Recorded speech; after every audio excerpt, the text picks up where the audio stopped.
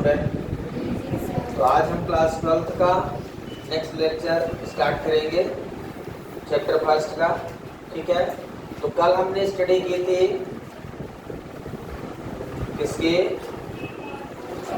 Torque. कब? when dipole placed in uniform electric field। जब कोई डाइपोल को यूनिफॉर्म इलेक्ट्रिक फील्ड में रख देते हैं तो उस डाइपोल पर एक टॉर्क वर्क करने लगता है, जिसका टॉर्क हमने फाइंड किया था tau equal to p sine theta. Tau equal to p sine theta. यदि थीटा 0 डिग्री है तो टॉर्क 0 होता है, मतलब उस समय dipole stable in state of equilibrium में रहेगा। यदि थीटा 90 डिग्री है तो साइन 91 होता है और टॉर्क इक्वल टू पीई, जो मैक्सिमम होगा। कितना होगा? मैक्सिमम होगा, मतलब इस समय जो टॉर्क होगा वो मैक्सिमम होगा। मीन्स डाइपोल पे लगने वाला फोर्स सबसे ज्यादा होगा। क्लियर है? यहाँ तक की स्टडी हमने की थी। आज उसी से रिलेटेड आगे बढ़ेंगे। तो आज हम लोग वर्क डन बाय डाइपोल, जब यूनिफॉर्म इलेक्ट्रिक फील्ड में कोई डाइपोल रखा जाएगा तो उस डाइपोल को एक जगह से दूसरी जगह तक घुमाने में कुछ कार्य करना पड़ेगा, वर्क डन करना पड़ेगा। तो वो अमाउंट ऑफ वर्क डन कितना होगा ये डिराइव करेंगे आज हम, और पोटेंशियल एनर्जी कितनी होगी उस डाइपोल की ये भी डिराइव करेंगे। आज हम दो एक्सप्रेशन डिराइव करेंगे, दोनों एक दूसरे से रिलेट करेंगे। ठीक है, तो और तीसरा टॉर्क। टॉर्क हम पढ़ चुके हैं। टॉर्क, वर्क और पोटेंशियल एनर्जी, ये तीनों एक्सप्रेशन एक दूसरे से रिलेट करते हैं। यदि आपको टॉर्क का नॉलेज नहीं है तो वर्क डन नहीं समझ में आएगा और पोटेंशियल एनर्जी नहीं आएगी समझ में। तो आइए इस प्रश्न को समझते हैं। कल का रिवीजन आपने कर लिया होगा, मुझे विश्वास है। बाकी आप सब जानते हैं, विश्वास तोड़ने में तो आप बहुत माहिर हैं। विश्वास मैं कर लेता हूँ। तो हेडिंग लगाएंगे work done on dipole. Work done on dipole in uniform electric field। Work done on dipole, uniform electric field।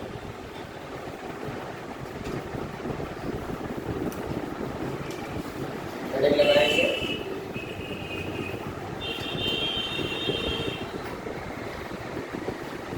तो सबसे पहले हम एक यूनिफॉर्म इलेक्ट्रिक फील्ड कंसीडर करेंगे, जैसा कि कल किया था।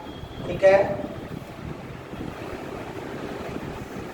Consider a uniform electric field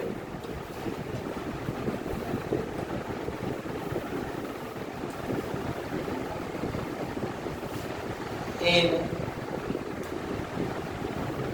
uniform electric field in uniform electric field, a dipole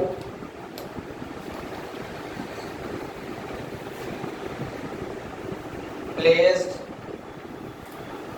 at some angle theta। Dipole को किस एंगल थीटा पर रखेंगे। ठीक है,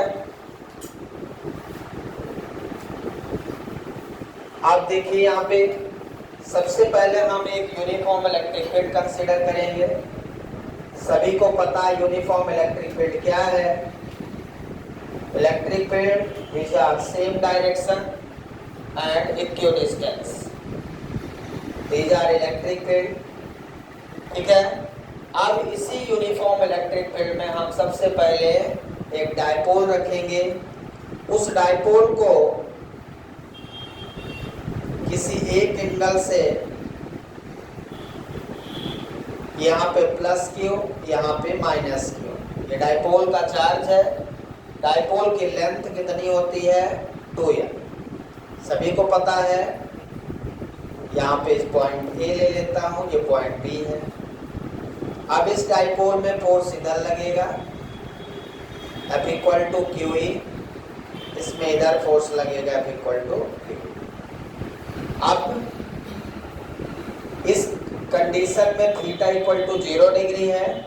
along the uniform electric field angle कितना है? 0 डिग्री। अब मुझे 0 डिग्री से इस डाइपोल को किसी एंगल थीटा तक ले जाने में किया गया कार्य फाइंड करना है।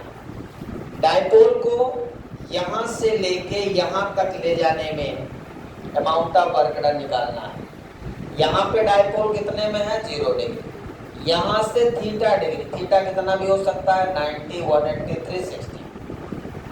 तो अभी हमारे पास डाइपोल किस कंडीशन में है? Stable in equilibrium.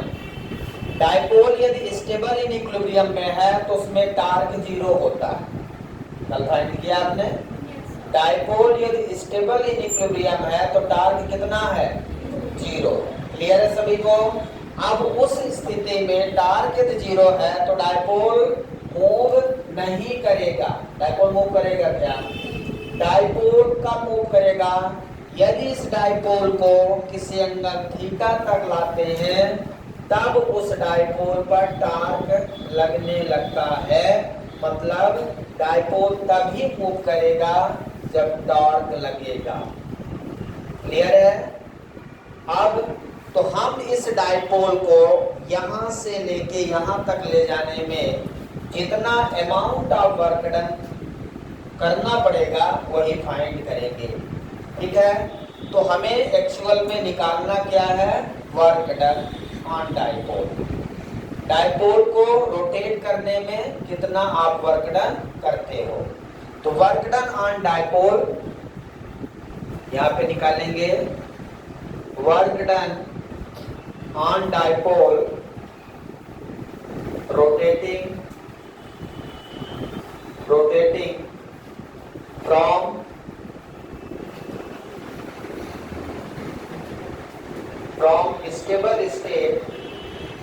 stable state to an angle theta। Stable state से एंगल थीटा तक रोटेट करने में वर्क डन निकालना है। ठीक है?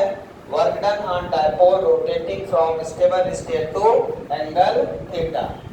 तो small amount of work done होगा। यदि थीटा छोटा है तो वर्क डन भी छोटा होगा। तो dw इक्वल टू, वैसे हम w इक्वल टू लिखते हैं। dw कब लिखते हैं? जब काम छोटा होता है। जब वर्क बड़ा होता है तो w लिखते हैं। dw का मतलब differential work done. Differential work का मतलब small amount of work done. Clear है? यदि हम काम छोटा करेंगे, ध्यान से देखिए, डाइपोल ऐसे है। यदि हम काम छोटा करेंगे तो जो एंगल होगा वो भी छोटा होगा। क्या? यदि हम थोड़ा सा काम करेंगे, इस डाइपोल को यहाँ तक ले जाने में छोटा सा काम किया तो एंगल जो होगा हमारा वो बहुत छोटा एंगल होगा। मतलब जो थीटा है वो डी थीटा हो जाएगा। यदि आप छोटा सा काम करोगे तो छोटा सा डिस्प्लेसमेंट होगा। समझ रहे? यदि इस मार्कर को हम यहाँ से यहाँ ले गए तो छोटा सा काम किया हमने, छोटा सा डिस्प्लेसमेंट होगा। अब इसको हम दूर तक ले जाएं तो जितना ज्यादा वर्क करोगे उतना ज्यादा डिस्प्लेसमेंट। वर्क इक्वल टू क्या फार्मूला है यहाँ पे? Torque into angular displacement. क्या फार्मूला भाई? Angular displacement. फार्मूला किसी को याद है? Work equal to force into displacement होता है। सभी को याद है? Work equal to force into displacement. तो फोर्स की जगह टॉर्क हो जाएगा। जब भी रोटेटिंग बॉडी होगी तो जहां फोर्स होता है वहां टॉर्क हो जाएगा। क्या हो जाएगा? टॉर्क हो जाएगा। तो फोर्स की जगह हमने क्या लिख दिया? टॉर्क। और डिस्प्लेसमेंट की जगह क्या लिख दिया, एंगुलर डिस्प्लेसमेंट। तो work equal to force into displacement, तो work equal to torque into angular displacement. जब भी बॉडी रोटेट करेगी उसमें किया गया वर्क ऐसे ही लिखेंगे, जब भी बॉडी रोटेट करेगी तब वर्क डन हमेशा यही लिखना पड़ेगा। क्लियर है सभी को? अब d W equal to torque tau होता है और angular displacement d theta, angle छोटा है, एंगुलर डिस्प्लेसमेंट को थीटा से डिनोट करते हैं। एंगुलर मतलब एंगल में डिस्प्लेसमेंट, तो एंगुलर डिस्प्लेसमेंट को थीटा से डिनोट करते हैं और जब डिस्प्लेसमेंट छोटा होता है तो उसे डी थीटा लिख देते हैं। क्योंकि हम छोटा सा वर्क डन कर रहे हैं तो एंगल डिस्प्लेसमेंट भी कम होगा। जैसे हमें कोई पार्टिकल है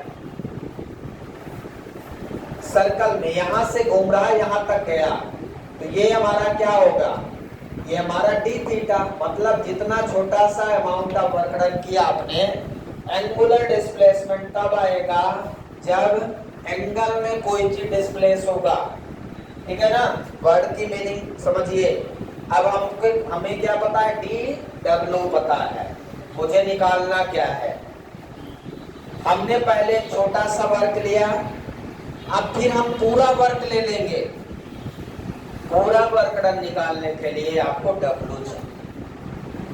आपने छोटा सा वर्क निकाला तो छोटा सा डिस्प्लेस, पूरा वर्क निकालना है तो डब्ल्यू चाहिए। डब्ल्यू के लिए क्या करना है, इंटीग्रेट करना है। यदि आपने एक छोटे से पार्ट को लिया है और पूरा पार्ट लेना चाहते हो तो उसे इंटीग्रेट करना पड़ता है।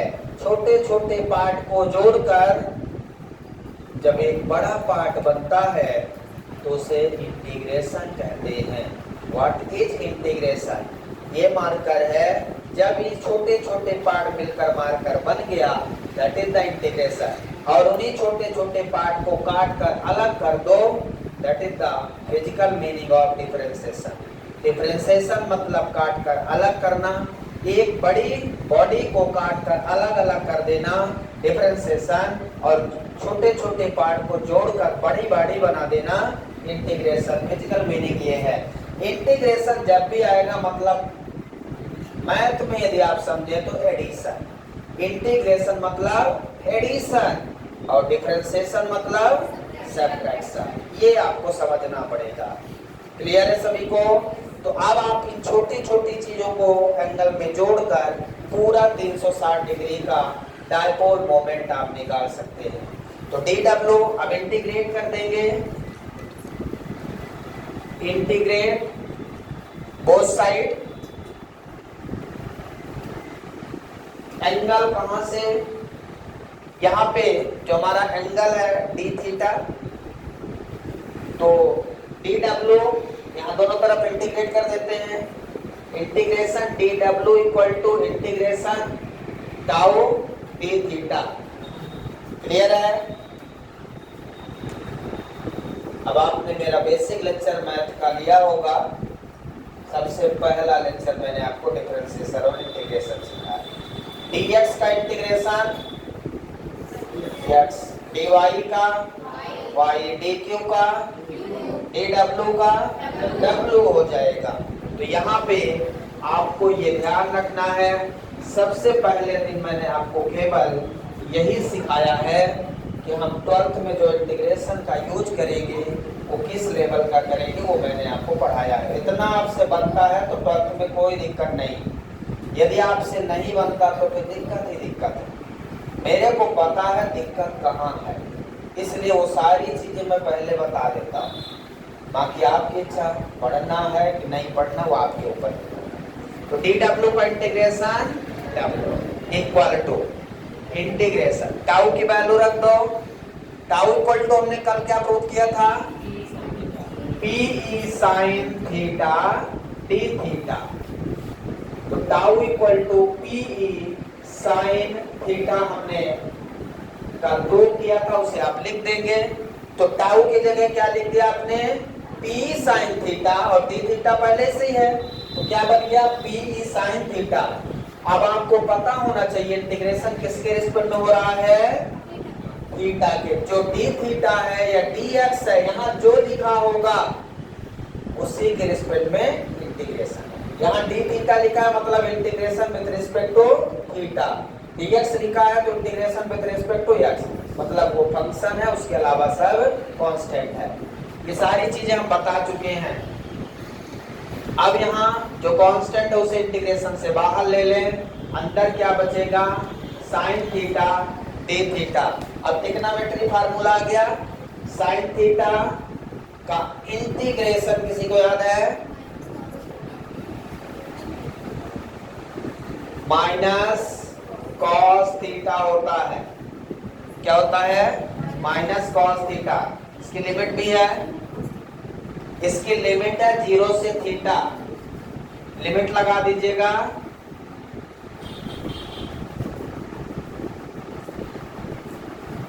इसकी लिमिट कहां से कहां तक है, 0 डिग्री से थीटा डिग्री। थीटा कितना भी हो सकता है। तो सबसे पहले डायपोल कहां है, स्टेबल इन स्टेट पोजीशन पर। स्टेबल स्टेट पोजीशन से किसी एंगल थीटा तक ले जाने में अमाउंट ऑफ वर्क डन आपको निकालना है। क्लियर है। अब लिमिट लगा दिया आपने। अब सबसे पहले लिमिट कितने लोगों सॉल्व करते बनता है, लिमिट नहीं बनता, लिमिट सॉल्व करते नहीं बनता। पढ़ाई छोड़ दो तुम लोग, लिमिट सॉल्व करते नहीं बनता तो क्या बनेगा, पढ़ना भी नहीं है, पढ़ना भी नहीं और बनता भी नहीं। दिक्कत इस बात की है, नहीं बनता तो बनने लगेगा, लेकिन उसके लिए पढ़ना पड़ेगा। तो देखिए लिमिट कैसे सॉल्व करते हैं। सबसे इसको अपर लिमिट बोलते हैं, इसको लोअर लिमिट। जिसके रिस्पेक्ट में इंटीग्रेशन किया है उसी की जगह पे रखना होगा। किसके रिस्पेक्ट में इंटीग्रेशन किया, थीटा के। जहां थीटा है वहीं पे अपर लिमिट पहले रखिए, तो थीटा की जगह थीटा ही रहेगा। तो minus cos theta, upper limit minus lower limit. Formula होता है upper limit minus lower limit. तो जब माइनस लगाए और एक माइनस ये है तो ये माइनस माइनस प्लस, अब यहां रख देंगे कॉस 0। एक बार अपर लिमिट, ये फार्मूला लिख लीजिए, upper limit minus lower limit, ये फार्मूला होता है। जब भी लिमिट रखेंगे upper limit minus lower limit रहेगा। क्या फार्मूला रहेगा, upper limit minus lower limit. एक बार आप जिंदगी में जब करोगे सॉल्यूशन, जब भी एक बार पहली बार करोगे उसके बाद दूसरी बार बनने लगेगा। आज तक इसलिए नहीं बनता क्योंकि आज तक किया ही नहीं है। या मानिए आपसे कोई चीज इसलिए नहीं बनता क्योंकि आज तक नहीं किया। एक बार आप अपने से करके देखिए, दोबारा सब बनने लगेगा। अब ये cos 0 की वैल्यू 1, तो W इक्वल टू कितना मिल गया, PE 1 minus cos theta. So this is the amount of work done. PE 1 minus cos theta derive हो गया। जल्दी से नोट डाउन कर ले इसको।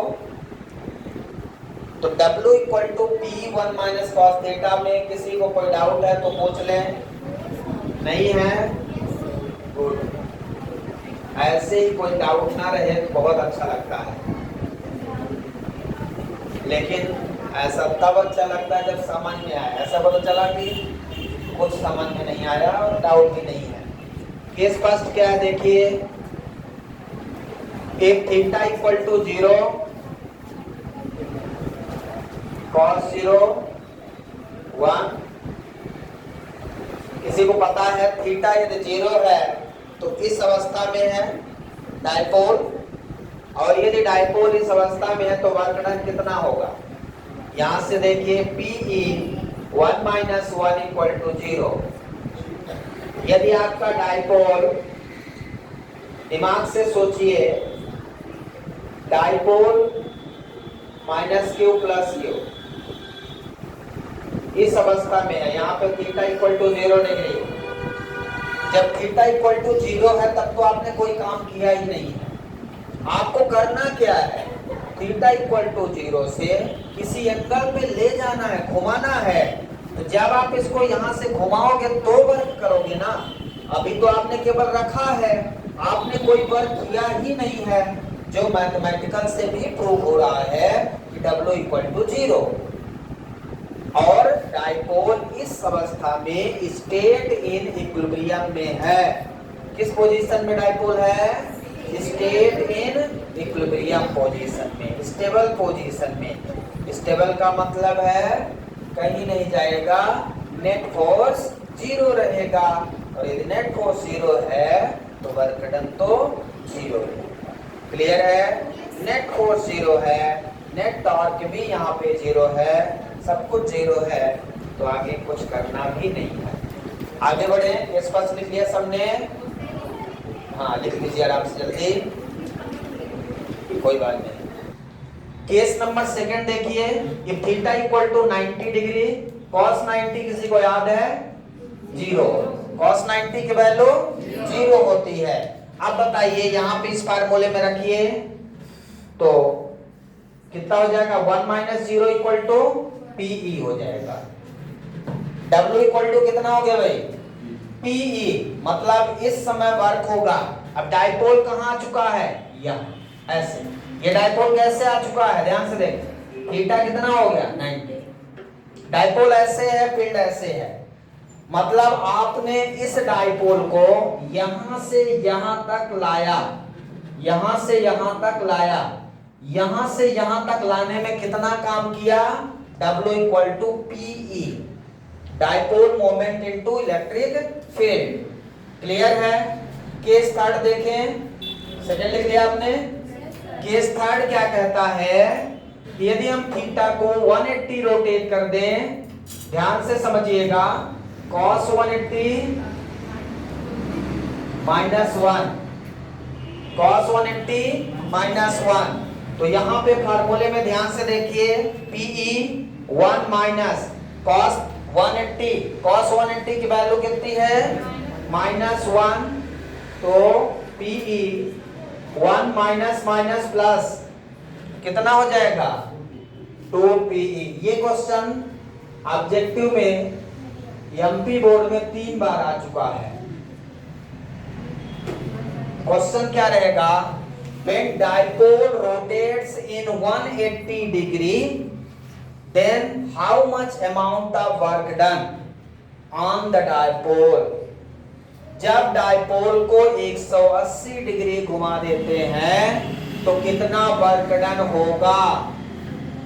2PE होगा। याद रखिए, कितना वर्क डन होगा? 2P। वेरी मोस्ट इंपॉर्टेंट है ये, मतलब ये सारे केस इंपॉर्टेंट हैं। टीचर यहां तक पढ़ाते नहीं है जहां तक मैं केस ले रहा हूं। अब टीचर का नोट्स देखेंगे ना, W equal to P cos theta, खत्म। इसके आगे केस पे जाएंगे ही नहीं। वही से क्वेश्चन है, क्वेश्चन निकालिए, क्या क्या क्वेश्चन हो सकता है, एक्सपेक्टेशन सारी आपको पता हो। यदि आप क्वेश्चन निकालना सीख गए तो आंसर तो अपने आप बनेगा। यहां तक कोई डाउट है किसी को? तो कितने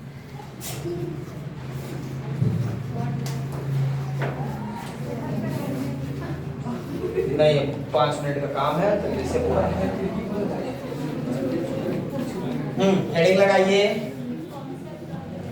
पोटेंशियल एनर्जी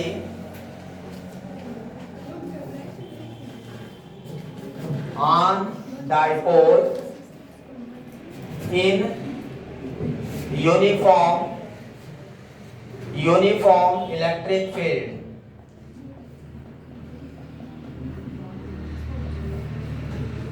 देखिए, पोटेंशियल एनर्जी का मतलब amount of work done.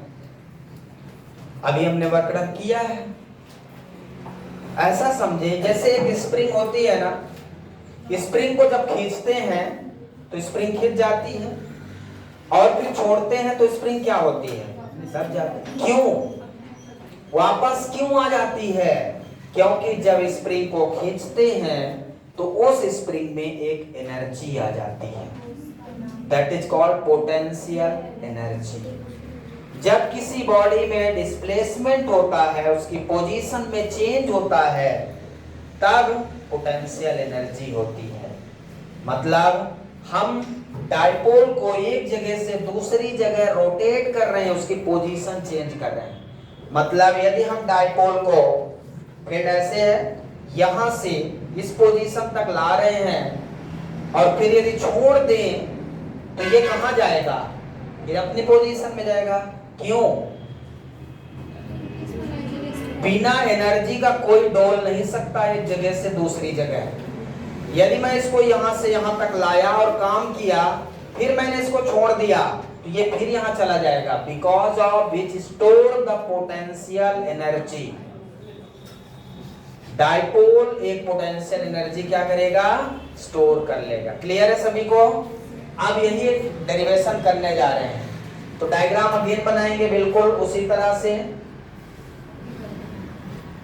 3 expression आपके यहां पे हैं। अब मैं इस पोटेंशियल एनर्जी के लिए डाइपोल को 90 डिग्री से, यहां प्लस क्यू है, यहां माइनस क्यू है, F equal to q E.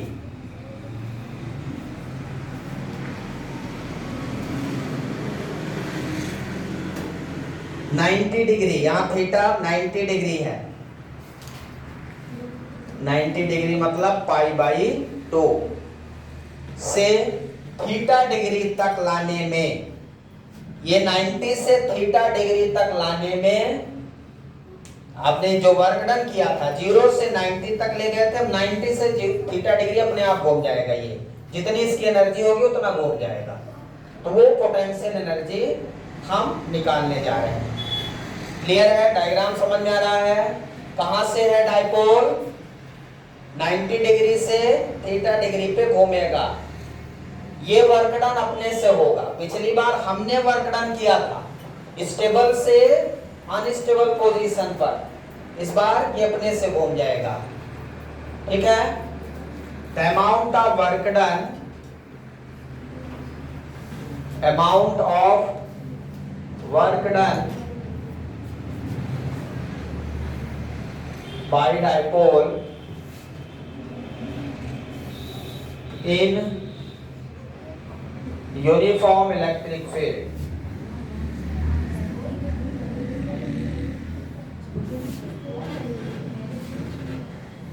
which is stored in the form of electric potential energy.